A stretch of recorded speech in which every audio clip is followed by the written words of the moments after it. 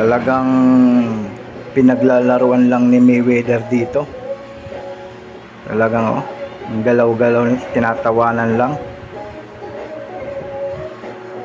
Tsaka makikita mo talaga na maganda naman yung laban ng Hapon. Kaya naman niya. Kaso nga lang yung tigasan ng buto ni Mayweather at nung Hapon, talagang iba yung veterano. Bugbog na sarado na, kumbaga sanay na. Yun parang nga lang tinapik lang sa ulo,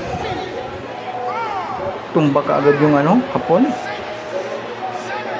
Napalingon na lang siya, kaya pa.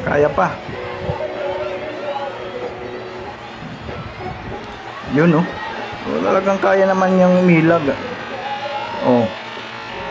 Parang lang, bato lang yung abs ni Mayweather. Yun so, parang hinahangin lang ng mga suntok.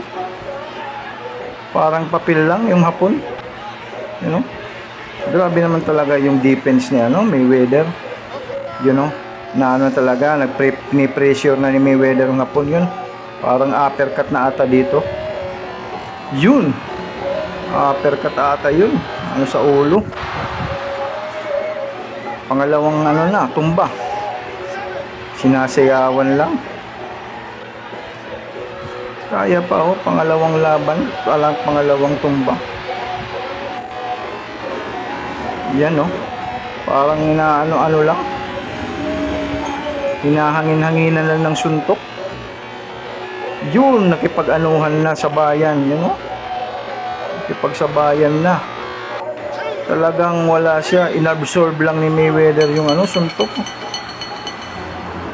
Napaiyak na lang yung batang Hapon. Talagang easy money para kay Mayweather.